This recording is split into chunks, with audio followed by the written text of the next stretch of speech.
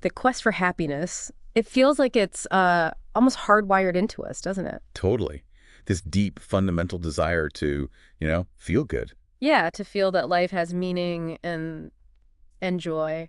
But what is it really? And maybe more importantly, how do we actually find more of it? It's definitely the age-old question.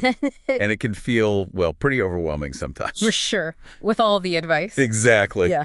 So much advice swirling around. It's like, where do you even start? Right. That's why for this deep dive, we've gathered a bunch of different sources. We've got Okay. research studies, articles, even some personal reflections, all sort of tackling this central puzzle. How do we discover and really cultivate happiness? Good plan. So our goal then is to sift through all this with you, pull out the key insights, Yeah. and hopefully give you some concrete ways to think about what happiness means for you. And how to actively bring more of it into your life day to day. Sounds great. We'll be looking at it from different angles too. We're dipping into, ancient philosophy, some modern neuroscience, and even drawing from those amazing long-term studies that tracked people over their whole lives. Fantastic. So where should we begin? Okay, let's start by just getting clear on what we're actually talking about. What is happiness? That's crucial because one of the first things these sources really stress is how often we mix up happiness with something else. Which is? Simple pleasure. Ah, okay. I think I know that feeling. Like the quick hit from a social media, or buying something new. Or eating something really tasty. Right. It feels good, definitely, Yeah. but it's fleeting, isn't it? Precisely. And there's actually a key difference in the brain chemistry, according to the research. No, interesting. Tell me more. Well, pleasure is heavily linked to dopamine. That's the neurotransmitter for seeking reward, motivation. The wanting system. Exactly. It pushes us to get things, to acquire experiences. And importantly, it can be highly addictive. So that feeling of constantly chasing the next thing, the more feeling, that's dopamine. That's the dopamine treadmill, yeah. Uh, It can feel exciting in the moment, sure. but it doesn't seem to lead to that lasting sense of contentment. Right. Because happiness, according to these sources, is associated more with different brain chemicals like serotonin and GABA. Okay, serotonin, GABA, and what are they linked to? They're described as being tied more to a state of, well, safety, contentment, and deep satisfaction. Contentment, Yeah. satisfaction. That sounds much calmer, actually. More grounded than that dopamine chase. It does feel different. The sources define happiness not just as, a string of feel-good moments, but more as the ability to live with purpose and gratitude and a sense of fulfillment that's kind of woven into your daily life. So it's less about the external thrills. Yeah, less about seeking those temporary highs and more about living a life that feels aligned with your core values. Okay, that makes sense. And this helps understand something one source called the arrival fallacy. Ah, yes. The classic human trap. Tell me about it. It's that belief, that conviction maybe, that happiness is just waiting for you around the next corner. Like, I'll finally be happy when I get that promotion. Or when I buy that house. Or when I find the perfect partner. Yeah. We've all been there. Get the thing, then the magic happiness switch flips on. Exactly. But the research is pretty clear on this. While, sure, achieving goals can bring some temporary joy or maybe relief, these big external milestones, they just don't provide sustained well-being. So happiness isn't really a destination you just arrive at. Not really. It seems to be much more about how you're actually making the journey. Okay. So if it's not just about landing the big job or, winning the lottery, where does this more stable, fulfilling kind of happiness actually come from? This is where positive psychology research gives us a really helpful framework. Okay. It suggests that our overall happiness level is influenced by basically three main factors. Right. What are they? So about 50%, roughly half, is often attributed to genetics, our kind of biological set point, inherited tendencies. Okay, so half is sort of baked in, more or less. To some extent, yeah. Then around 10% is linked to our circumstances. Circumstances like... Things like your income level, whether you're married, where you live. Yeah. That kind of external stuff. Right. Often things that are, well, somewhat outside our direct control, or at least harder to change significantly. Exactly. So if 50% is genetics and 10% is circumstances, that leaves a pretty big chunk, doesn't it? That leaves 40%. Precisely. And this 40%, the research labels intentional activity. Intentional activity. And right. this is the gold mine. This is the area where you have the most influence, the most leverage. How so? Through your deliberate choices, your behaviors, how you choose to think, where you focus your attention. Wow. Okay, that's actually incredibly empowering. Knowing that 40% is influenced by me, by what I do and think. It really is. It shifts the focus from waiting for happiness to happen to you to actively creating it. So what kind of intentional actions does the research suggest are most effective? Well, one really critical distinction the sources make is between intrinsic and extrinsic goals. Intrinsic versus extrinsic. Okay, let's break that down. Sure. Intrinsic goals are things you pursue because they are inherently satisfying to you. They're driven by your internal values, your passions, maybe a desire for personal growth or connection or making a contribution. You do them because the activity itself feels meaningful or enjoyable. Like learning an instrument just because you love music. Exactly. Right. Or volunteering for a cause you believe in, or spending real quality time with family or friends. The reward is kind of in the doing. Got it. And extrinsic goals. Extrinsic goals are the opposite. They're driven by external factors, rewards, validation, maybe pressure from others. So things like Things like seeking material possessions, status, fame, recognition, or needing the approval of other people. the fancy car, the big title, getting lots of likes online. Right, those kinds of things. And the research here is remarkably consistent. What does it say? Prioritizing those intrinsic goals, the ones driven by internal values, is strongly correlated with greater happiness, better well-being, even more resilience. Why is that? Because they tap into a deeper sense of purpose and fulfillment that isn't dependent on what other people think or whether you get that external reward. Okay, that makes a lot of sense. And what about focusing mainly on the extrinsic stuff? Well, that, paradoxically, can actually lead to more stress, more anxiety, more insecurity. Really? Why? Because when your self-worth and your happiness are tied mainly to those external metrics, how much money you make, your job title, what others think, you're constantly chasing something that's ultimately outside of your control. Yeah. And something that can easily be taken away or changed. You're like building your house on shaky ground. Exactly. So while, having some extrinsic goals as maybe stepping stones isn't necessarily bad, Right. the sources really emphasize that building your foundation on those intrinsic values, the things that matter deeply to you, that's key for lasting happiness. That's a powerful insight. Build from the inside out. Absolutely. And speaking of building a strong foundation, one source we looked at presents this really monumental finding about what contributes to a good life. Oh. It's based on an incredibly long-running study. You must be talking about the Harvard study of adult development. Isn't that the longest happiness study ever conducted? It is. It's been going for nearly 90 years now. 90 years. Wow. Yeah, they started tracking a group of teenagers in Boston way back during the Great Depression Incredible. and follow them through their entire lives. Yeah. And now they're even studying their children. That's just amazing data. So after all that time, tracking people for literally decades, what did they find? What's the big headline takeaway? The core revelation, which is honestly powerful in its simplicity, and it's backed up by lots of other studies too, Okay. is this. Good relationships and strong human connections are the single most significant factor for living a long, healthy, and happy life. Wait, not wealth, not career success, not even physical health primarily. Well, those things matter, of course. They play a role. But the quality of people's relationships was the strongest predictor of their overall well-being and even their physical health as they aged. That's counterintuitive in some ways, isn't it? It really is, especially given our culture. Yeah, we get so many messages about individual achievement, climbing the ladder, getting ahead. Exactly, accumulating things. But decades of research point to connection being the crucial ingredient. So people who were more socially connected. They were physically healthier, their minds stayed sharper for longer, and they simply reported being happier than people who were more isolated or lonely. It really challenges that whole individualistic narrative. It does. The study authors actually point out that people who prioritize relationships often end up making wiser life choices overall. Why is that? Because they understand, maybe implicitly, that these connections are their real safety net, their true source of lasting joy, more so than any external status or accomplishment. Wow. Okay, so if relationships are that crucial, how do we actually, nurture them? How do we strengthen those connections based on the research? They offer some really practical steps, actually. First, just taking stock. Taking stock. Yeah. One source suggested literally kind of mapping out your relationships. Who are the important people in your life? What's the quality of the connection? How often do you really meaningfully interact? Like a relationship inventory? I like that. Makes it tangible. It can be really eye-opening. Yeah.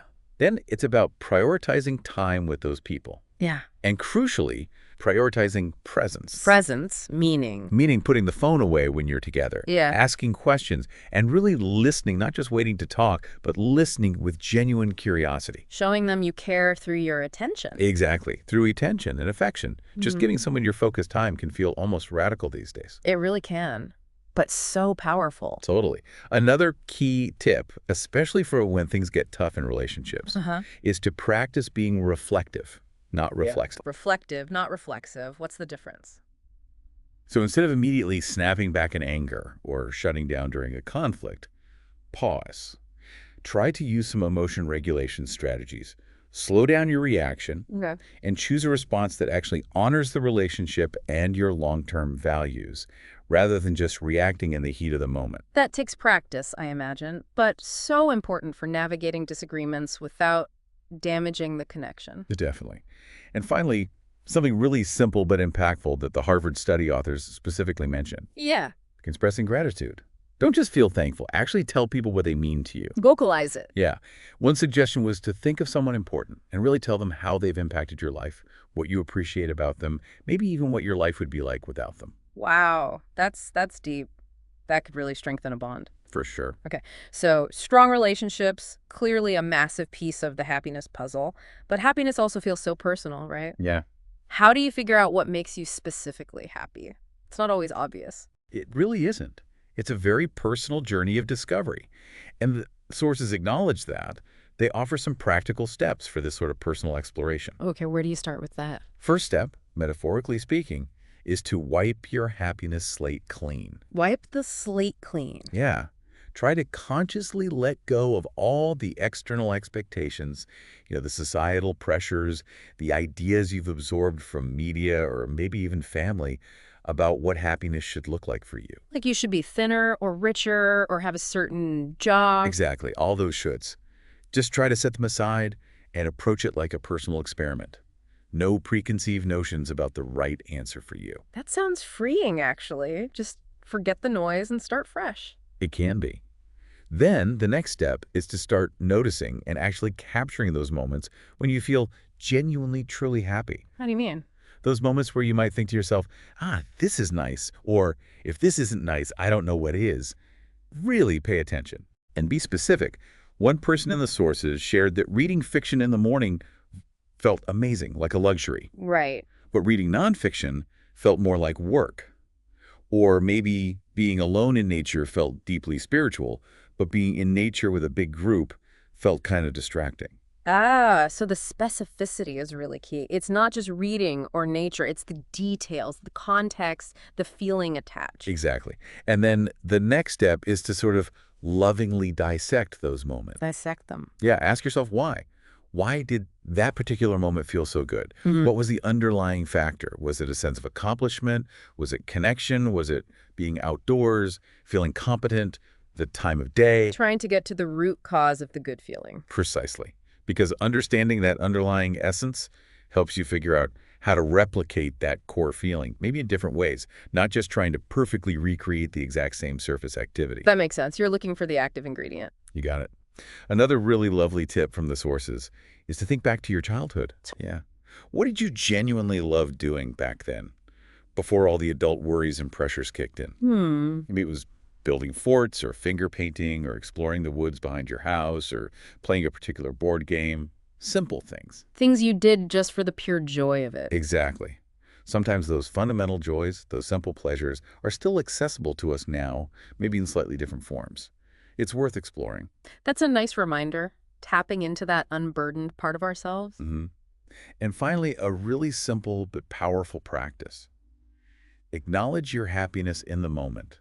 How so? When you feel that genuine contentment or joy, even if it's small, just consciously tell yourself, this makes me happy, or I'm feeling really good right now. Just naming it. Yeah, it helps solidify the feeling, makes it more real in your mind, and it reinforces that the effort you might have put in to create that moment, planning it, scheduling it, was actually worth it. That simple affirmation sounds like it could really build momentum in noticing and appreciating the good stuff. It can. Okay, so once you've started identifying these personal sources of happiness, how do you actually make them a more consistent part of your life?